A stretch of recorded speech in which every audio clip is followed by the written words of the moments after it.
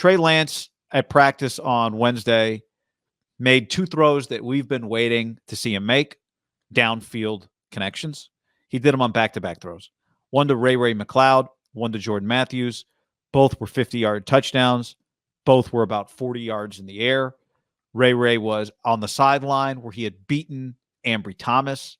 Jordan Matthews was more down the middle of the field. After you and I were having a conversation after the Ray catch, I said to you, do you think throwing that sideline ball is easier than throwing the middle of the field ball because you're just throwing it to a spot and you don't have a DB coming from the other side? And you said, no, I think it's harder because you have less field to work with. But in any event, he threw both of them back to back.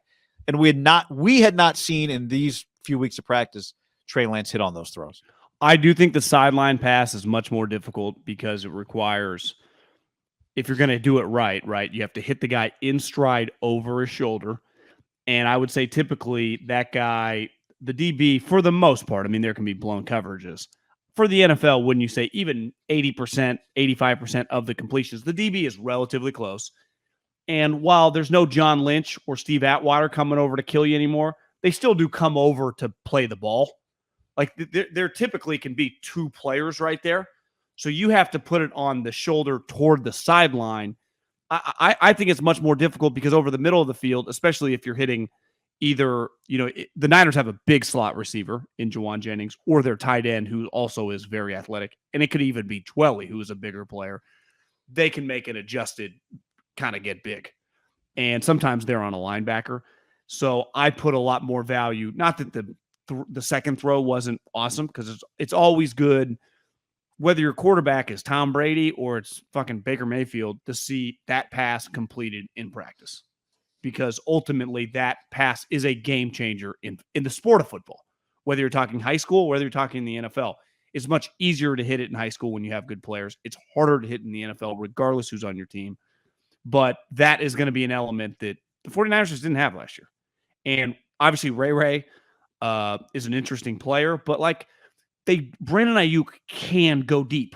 Deebo Samuel can go deep.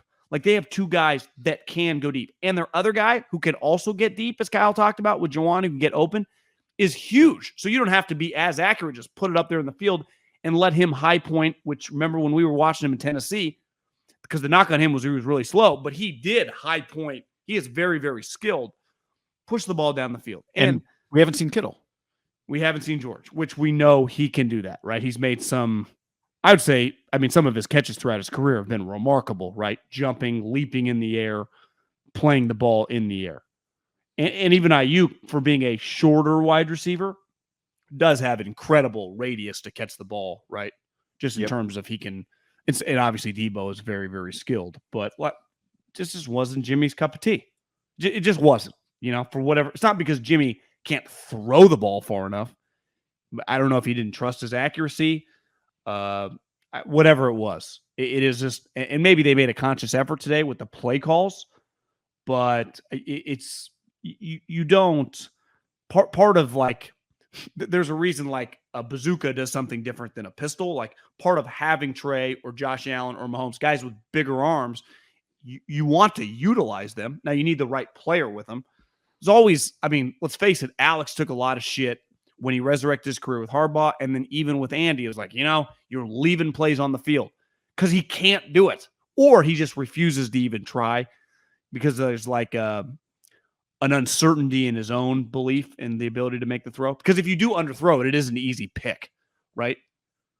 If a 50-yard pass, if it only travels 42, if the DB just turns his head, he'll Willie Mays catch it. It is a risky throw. Yeah. Yeah, and we had not seen him make good. We've seen a couple of them, like you said. It felt like there were to have back-to-back deep balls from Trey. We've not seen that in the practices. We didn't see it Tuesday. We didn't see it the last Tuesday. We didn't see it the Tuesday before that. Now, have we seen a bomb from Trey in a team period like that? A bomb. Not like a over-the-middle, 30-yard dime, but a bomb. Yeah, connect? No. We saw the incompletion on a really incomplete pass on Tuesday. And we saw the ball last Tuesday, a week ago, that went to 6 down the sideline, and it wasn't really close to connecting. Marcus Johnson.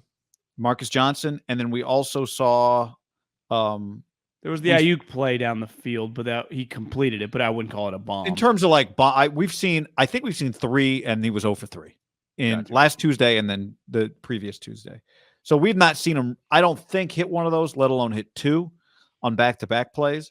And, I thought it was significant because you and I were having up to that point of practice. Niner by Nature on the stream says Ray pass was wobbly. I hear we were standing right there where Ray caught the ball. You and I did the thing simultaneously that everybody on the sideline loves to say. And I heard you do it as it was coming out of my mouth. We both said, "Got him!" Like you could see Ray get past Ambry Thomas, and we both said, "Got him!" And then you got to throw the ball and hit it, and he hit it. I thought it was a really good throw. I don't remember thinking that was wobbly. And you and I had several conversations today at practice with some Trey balls that are not always pretty. Yeah, I wouldn't call him throw the direct spiral. But I was thinking about this on the drive home. Because part of it, you're just nitpicking. Like, there's not much going on. You're really just nitpicking the ball coming out of his hands, the velocity of it, the spiral. Phillip Rivers is a guy that doesn't throw that many spirals. Peyton Manning, a lot of the weak arm guys didn't. So to me, if you can be an explosive arm and throw a little wobbly of a ball, I thought for the most part he was pretty accurate today, which if you're accurate with a wobbly ball, using those two guys as an example, it doesn't necessarily matter. I think we can – there have been a lot of guys that throw tight spirals that fucking get run out of the league. Well, Nate Sudfeld throws a really good spiral, right? He's not a starting NFL quarterback. Does make $2 million to play in the NFL. But I'm saying, like, he throws – you just watched him throw, if you only judged ball flight, you'd say Nate Sudfeld's got – although he underthrew a ball badly today that got intercepted. So whatever. I'd say Purdy throws a pretty tight spiral. Not with a lot of velocity, but yeah, he does throw a really good he throws a tight ball. Trey had another throw to the other side of the field that was, he threw it very hard, and it was a good enough spiral. And it was. I wonder if Brock Purdy's a good comp for Jake Haener. I think Jake's might be a little more athletic. I think Jake's more athletic than Brock Purdy. Jake might actually have just more physical gifts, but I think size-wise, I think they're probably pretty. It's interesting. I bet his arm's a little better. You think? Is Jake like a better version of Brock Purdy? I think he's a little more dynamic version. Brock Purdy was 2-time All Big 12 quarterback, right? Well, yeah, Jake has a chance. I guess Carson Strong was last year, but I just think there's something in that vein of that type guy. That's interesting. Yeah. I think Brock Purdy, we've talked about him, can make that team. But anyway, I thought it was encouraging to see Trey do it. At this point, we don't know if they're planning to practice Thursday. Juwan Jennings and Brandon Ayuk were just hanging out today, and we'll talk about them and Debo. They get the baseball just like after day night doubleheader or whatever. Where you just get to hang out the next day. You don't do shit. You just sit there. It's like, yeah, you're not even gonna pitch hit today. Oh yeah, no, you are. Don't even put on your jockstrap. Yeah, if you want to slam a couple hot dogs, just do what you do, Doug. This day's you. If you want to leave in the 7th, if we're winning, go home. So that's part of it, right? He was today throwing to pretty random guys. Jordan Matthews, Ray McLeod. Those are not the starting players that are going to be in there. Ray's an NFL player for sure, right? He's been in the league, played on teams, caught balls for playoff teams. But, if everyone's healthy in a game, beside, some, throughout the game when some specific plays get called, he will not be on the field if everyone's healthy, right? Yeah. Yeah, he should be throwing those balls to Ayuk and Debo and Juwan Jennings and Kittle. The Kittle one is the one we really have not gotten to see. But even Jordan Matthews is behind even Jordan Matthews doesn't make the team, right? No, he hasn't. But he's a good guy. People like him. Transition tight end, good story. Yeah. Talented guy. He's a former receiver. Chip Kelly drafted in the 2nd round over Devontae and Jarvis. But bad pick?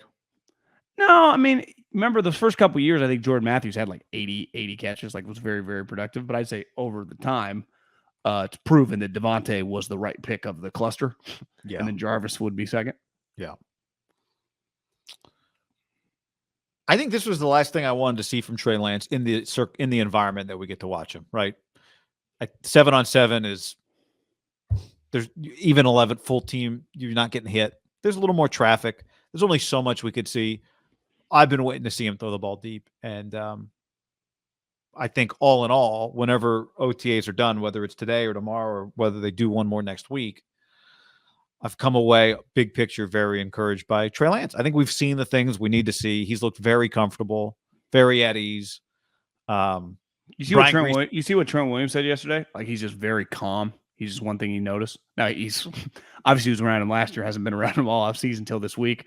Yeah. He's not technically even in the huddle with him, but standing nearby. Maybe Kyle's telling Trent that. He just has a very, very calm demeanor to him. Yeah. I think it's obvious when you look at him, when you watch him. Yeah. I'd say the Niners just have a pretty good vibe going at their practice. The last 2 days. I mean, the one we went to, was it the second one? There was kind of no one was there. That might have been the first one. These have felt the last 2 days just very professional.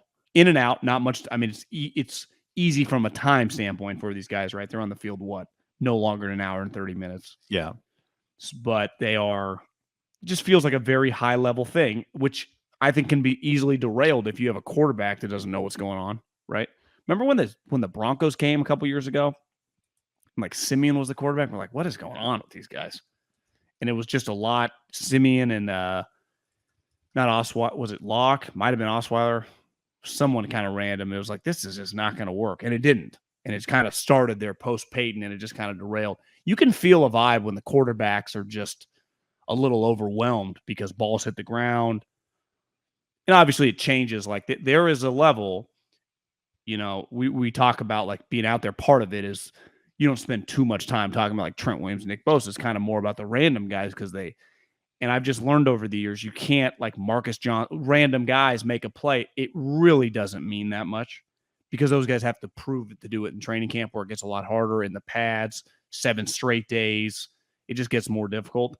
But I would say that Trey is proven because that's something we have to watch come August is like, remember last year they say he really hit a wall.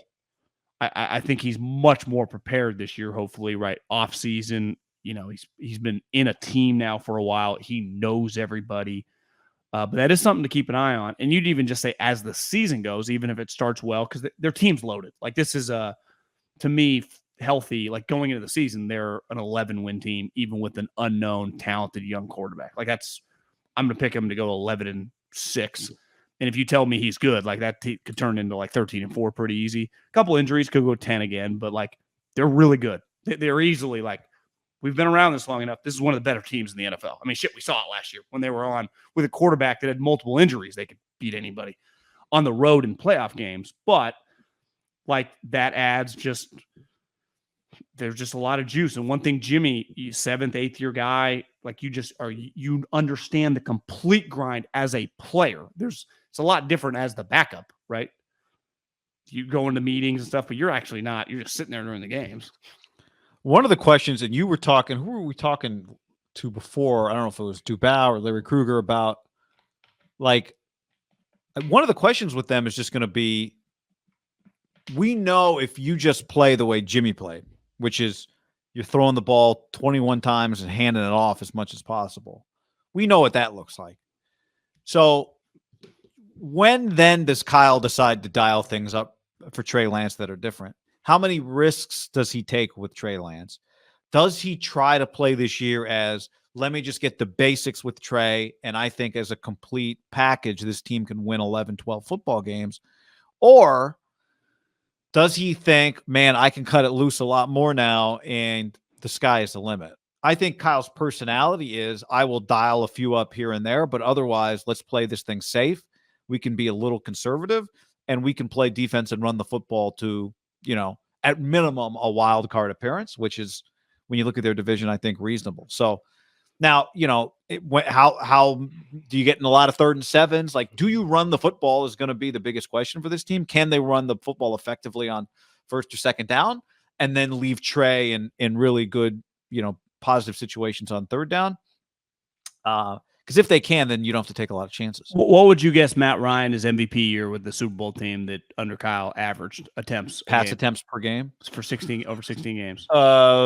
Did he lead the league in passing that year? I mean, he threw 5,000 yards and 38 touchdowns, so I would imagine he was near the list. I'm going to say he averaged 28 attempts a game. 33. Wow. Like looking at it, I mean, he was, now again, established veteran player. They had been together a couple years. He was very far along in his career. that number, like I would imagine Kyle's goal, like again, like any coach would say this, things change, you learn more as games go on. But I think you have a relative, like the way we want to play would probably be like 25 attempts a game for Trey, especially early on the first, 7-8 games, like to ease into his career. I mean, Patrick Mahomes started, it just boom, they were winning MVP. Like it was kind of clear, like halfway through that first year starting, like this guy's gonna be the MVP of the league. And now, granted, his coach philosophically believes in throwing the ball. That's, I guess, part of it's different, right? For example, when Andy drafts Mahomes, they do it with the vision of making this guy a great passer. Like this guy's gonna care because we're gonna pass it 40 times a game or whatever. Like that's just how we play. Kyle's philosophical belief is running the ball. Like whether Matt Ryan's his quarterback or whether it's not. Now, the other thing is Matt Ryan threw 7 picks that year. So when you are not turning the ball over, it's much easier to dial. Why did Peyton Manning and Tom Brady in their primes, you knew they weren't going to turn the ball over. Part of it is like, you don't mind. Kyle probably had a million pass plays the last year that at different times he held back because he just didn't trust Jimmy to not turn the ball over, even if he thought like this might work, but I can't risk it. That's part of it. You have to trust your quarterback to not give it to the other team. Because that was really, I mean, the Niners are a 12-win team last year if Jimmy doesn't fucking turn it over. I mean, he had some turnovers last year that were crippling. Obviously, special teams too, but Jimmy's. I mean, that Tennessee, now, granted, his thumb was hurt, but I mean, that pick he threw over the middle. Now, the pick he threw against the Rams in the first half was, oof. And the one he almost threw late against them along the side. Oh my God, where they was like, oh, I guess he threw another one where they batted it up. Remember that thing? That's right. In the goal on the like behind Kittle, and then Jalen Ramsey like hit it up like this. Yeah, that's gonna happen to Trey. This is, well, yeah, he's not throwing 7 picks. To your point, this is not. We'd have to do a much deeper dive than like some raw attempt numbers in terms of. I would bet the way Patrick Mahomes threw the ball was very different than the way Alex Smith threw the ball. Like I think we can guess that was the case. But Alex Smith's year in Kansas City when Mahomes was the backup, so his last year in KC, best year of his career, 33.6 attempts per game. And you said Matt Ryan was how many attempts per game? Like 33.5. So they were again. We have to do a deeper dive on like how far down the field the ball was going. I'd imagine Matt was pushing a little farther than Alex, and Alex was throwing bubble screens. But nonetheless, the next year Mahomes takes over from Alex's 33.6 attempts. Mahomes then went to 36.25. So 3 more attempts per game. Not a wild number. Again, they were probably different, but not a wild number. Wouldn't you be so if Jimmy was 31 last year, what is this going to be? I think if you ask Kyle right now, it'd like to be like 27, 28 average. Yeah. Because you're going to have a couple games that just skew 40 if you're down a couple touchdowns. Like you lose games. So when you lose, that means you're down and you're trying to play a comeback, right? That's part of the sport, right? And it's no different with Jimmy. I bet if you have Jimmy's log, like some of those games toward the end, like the Rams game where they were down 17-3, even though I guess they ran it to come back. Actually, that's probably a bad example. The Titans game, they probably threw it a bunch because they started losing in the second half. Early in the season, they had some games where they were down, they had to throw it. It's just somewhat of it is predicated on like individual games. You have 3 or 4 where you're down 14 points in the second half. You have no choice. That's what makes Kyle a little unique, though. He will keep running the football. Yeah.